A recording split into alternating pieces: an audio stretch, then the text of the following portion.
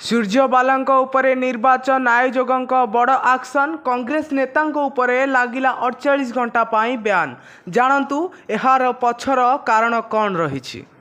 48 घंटा पाई बयान हैला कांग्रेस नेता रणदीप सुरजेवाला सांसद हेमा मालिनी को नहीं से देइतिबा अभद्र टिप्पणी उपरे निर्वाचन आयोग एही कार्यानुष्ठान ग्रहण करिसेंती। आगामी 48 घंटा पाई सुरजेवाला कौनसी प्रकार निर्वाचनी गतिविधि रे शामिल होई परिबे किंबा निर्वाचनी प्रचार करि परिबे नाही। एही समय मध्यरे से मीडिया सह कथबार्ता मध्य करि परिबे नाही बोली निर्देश दैछंती निर्वाचन कमिशनर। तेबे लोकसभा निर्वाचन समय रे रणदीप सुरजेवाला हेउछंती प्रथम नेता जहां विरोध रे निर्वाचन आयोग एपरी एक्शन नैछंती।